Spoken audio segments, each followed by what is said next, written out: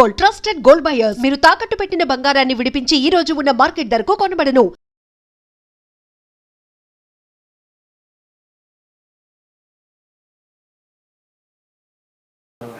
మరి సరికొత్తగా ఇంకా గౌడీయ సంప్రదాయాన్ని తీసుకురావడం, అది కూడా కోల్కతా వేదికగా జరిగినటువంటి, మనకి అంతగా సంబంధం లేని, టచ్ లేని ఒక భాష అంతగా విస్తృతం కావడం.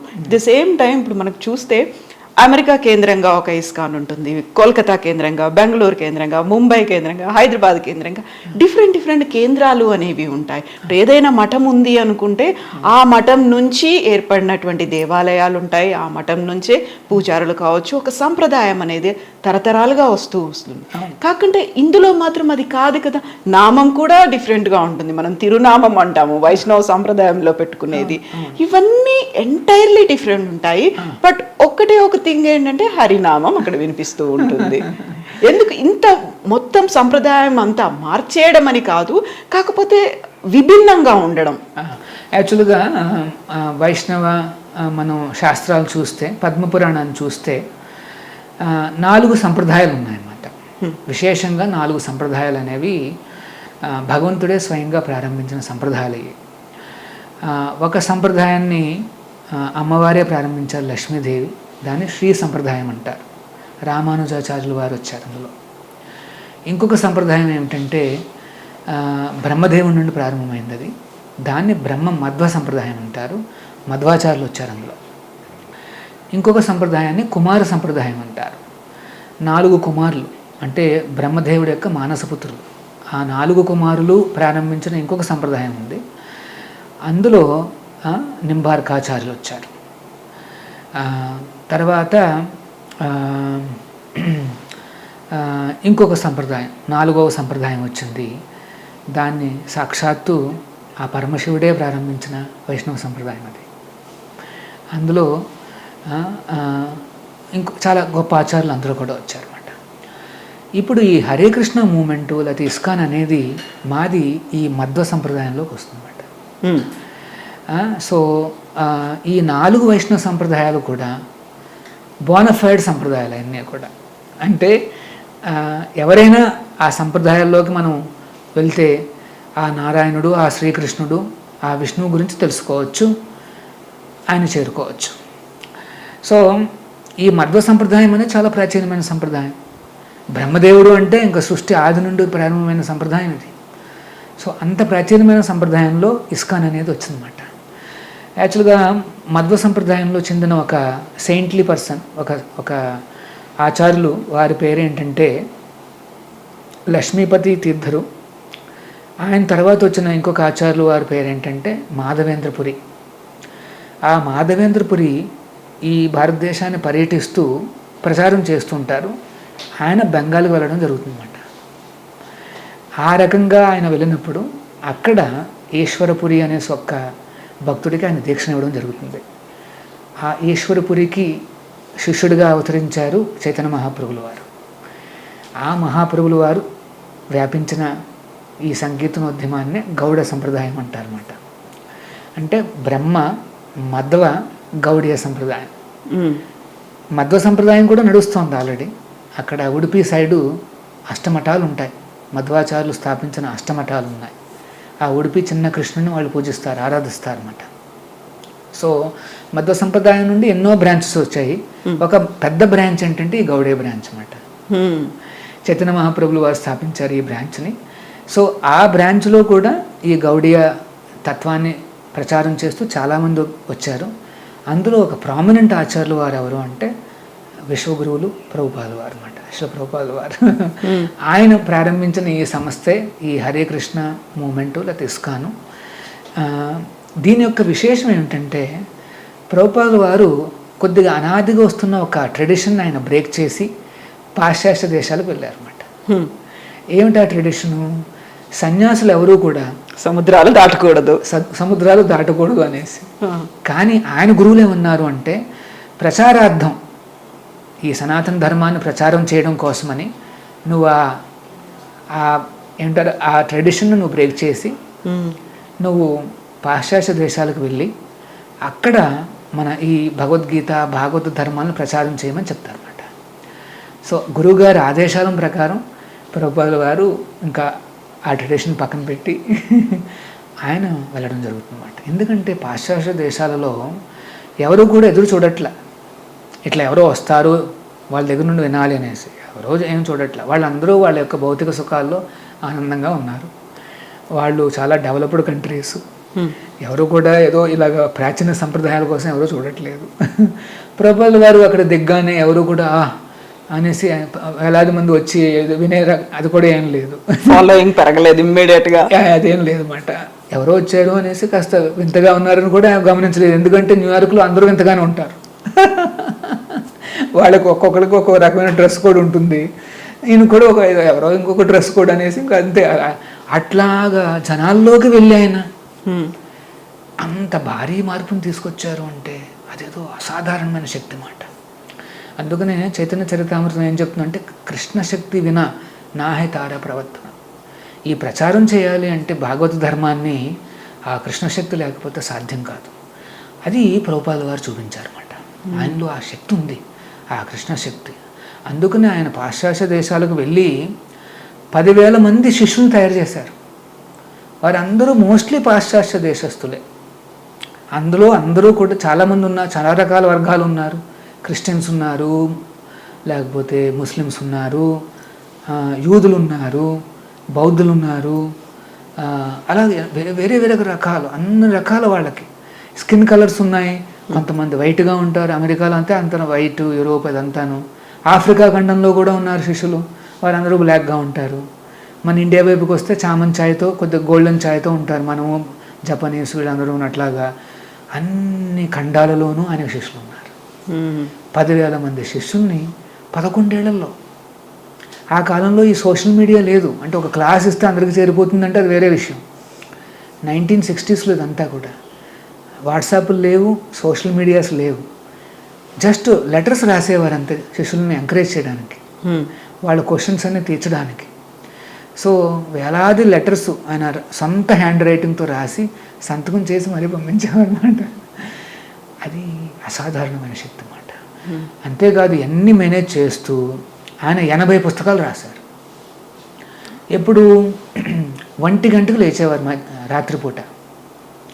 లేచి 1 నుండి 4 వరకు ఆయన ప్రతిరోజు కూడా డిక్టాఫోన్ అనే ఒక చిన్న ఇన్వెన్షన్ వచ్చింది అప్పట్లో. అందులో డిక్టాఫోన్లో ఆయన డిక్టేట్ చేసేవారు అన్నమాట ఈ పుస్తకాలన్నింటినీ. ఎట్లాగా అంటే ఆయన వ్యాఖ్యానాలని ఆయన డిక్టేట్ చేసేవారు అన్నమాట. దాన్ని వాళ్ళు విని, ఈ ఫారిన్ డివోటీస్ దాన్ని విని వాళ్ళంతా టైప్ చేసి పుస్తకాలు తయారు చేస్తారు అన్నమాట. అప్పట్లో ప్రింటింగ్ ప్రెస్లు కూడా అంత బాగా అడ్వాన్స్ కాలం, ఇప్పుడు ఉన్నట్టుగా కాదు.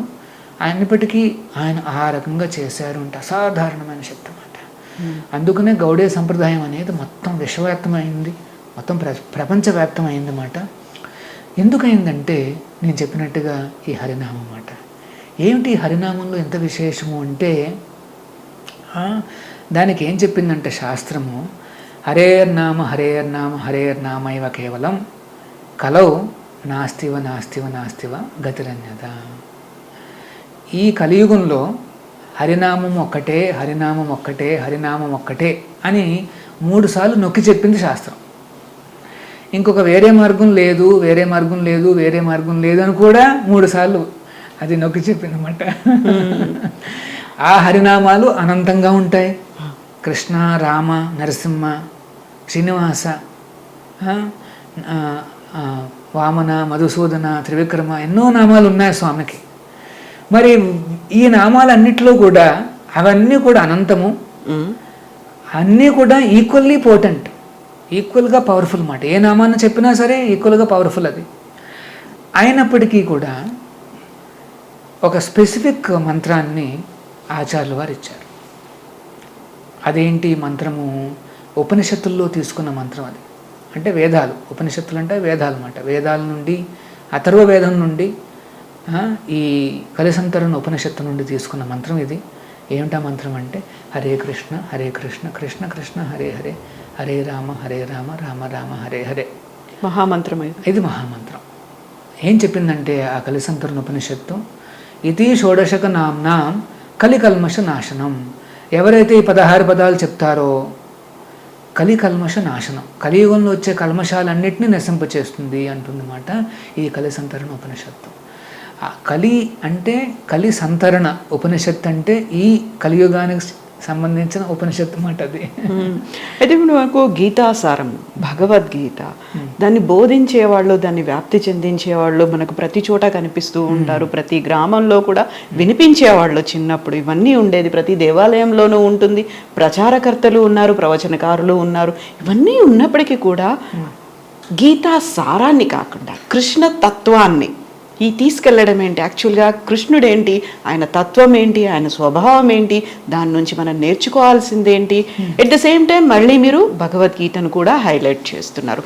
యాక్చువల్గా ఇస్కాన్ నామ సంకీర్తన అంటున్నాము, మళ్ళీ భగవద్గీతను కూడా చదవాలా, కృష్ణ తత్వాన్ని కూడా నేర్చుకోవాలా, కృష్ణుని అనుసరించాలా, కాంప్లికేషన్స్ ఉన్నాయి అనిపిస్తోందా? సింపుల్గా మహామంత్రం అన్నారు, చదివితే అయిపోతుంది కదా, సరిపోదా అది? యాక్చువల్గా మహామంత్రం అని చెప్తే చాలు. అదే మనకి ఏమిటంటారు, మహామంత్రము, తారక మంత్రము అన్నీ అవే. కానీ ఈ మోడర్న్ ప్రపంచంలో ఏంటంటే అందరికి ఒక క్వశ్చన్ మార్క్ ఉంటుందన్నమాట. ఏమిటా క్వశ్చన్ మార్కు, ఎందుకు ఈ జపం ఎందుకు చేయాలి, ఈ మంత్రం ఎందుకు చెప్పాలి నేను, తర్వాత నా జీవితంలో ఎట్లాంటి సమస్యలు వస్తున్నాయి, దానికి పరిష్కారం ఏమిటి, ఈ మంత్రం ఇస్తుందా, అలా ఎన్నో రకాల అపోహలు కానీ లేకపోతే ఒక తత్వ దానికి సంబంధించిన క్లారిటీ అనేది చాలామంది అడుగుతుంటారు. అంతేకాదు చాలా రకాలుగా వింటుంటారు కూడా. ఇప్పుడు ఏంటంటే సోషల్ మీడియా మనం ఏదైనా వినొచ్చు.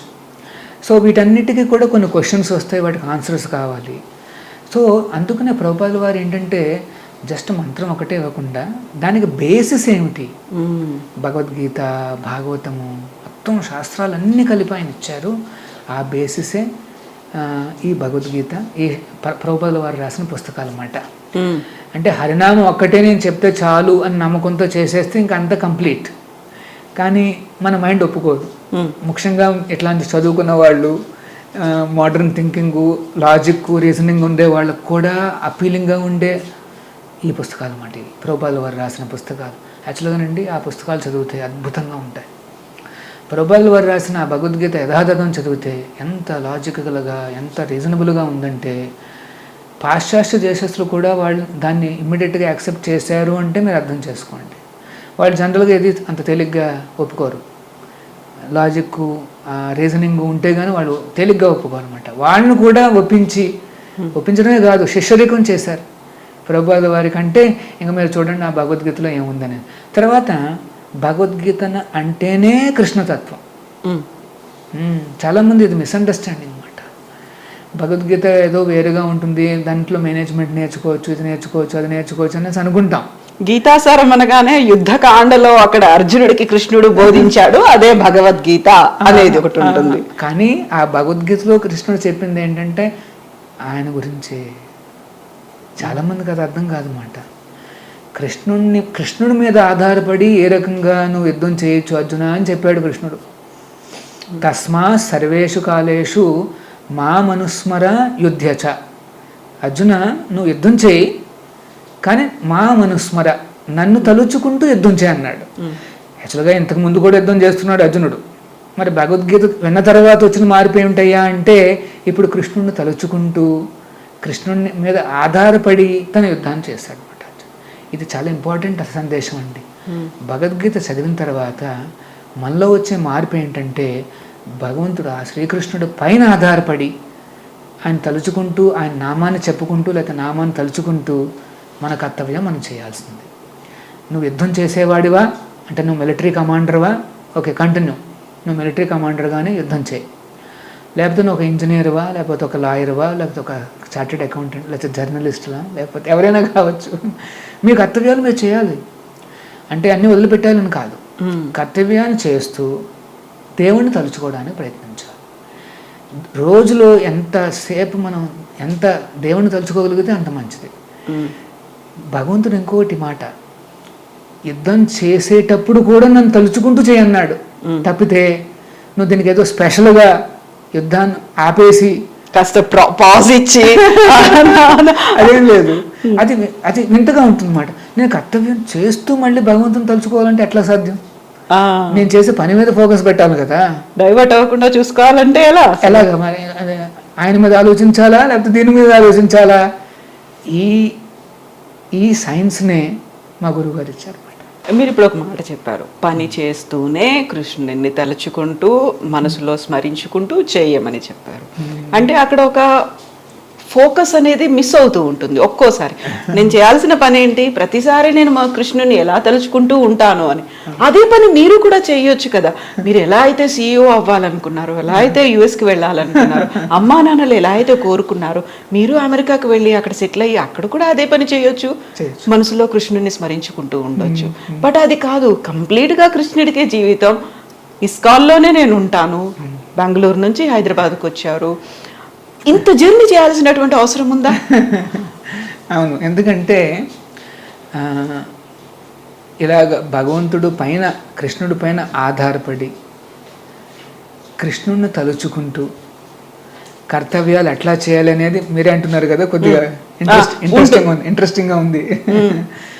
మరి దాన్ని 10 మందికి నేర్పించాలి అంటే దీనికి ఎగ్జాంపుల్ ఏంటంటే, యూనివర్సిటీ ఉంది, ఐఐటి ఉంది కదా. నేను ఐఐటి నుండి బయటకు వచ్చా. ఐఐటి నుండి వేలాది మంది స్టూడెంట్స్ బయటకు వస్తుంటారు, కానీ చాలా స్మాల్ పర్సంటేజు మళ్ళీ ఫ్యాకల్టీగా మళ్ళీ వెనక్కి వెళ్ళిపోతారు ఐఐటికి. నేను అట్లాంటి వాడిని అనమాట.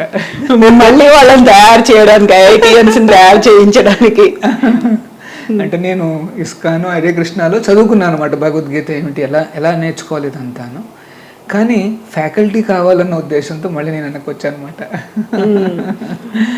యాక్చువల్గా ఇది మన ఇస్కాన్ అనేది ఒక రకంగా చెప్పాలంటే ఎడ్యుకేషనల్ ఫోకస్. అంటే this is science of God. భగవంతుని చేరడము, భగవంతుని తలుచుకోవడము, ఆధారపడి బతకడము, ఇదొక సైన్స్ అన్నమాట. దర్ ఆర్ క్లియర్ స్టెప్స్ ఉన్నాయి. బయట కూడా సైన్స్లో అంటే ఏంటి, there is a clear process ఇస్తారు. అలాగే భగవంతుడి మీద ఆ ప్రేమ లేకపోతే ఆయన మీద డిపెండెన్స్ అనేది ఒక సైన్స్ మాట ఇక్కడ.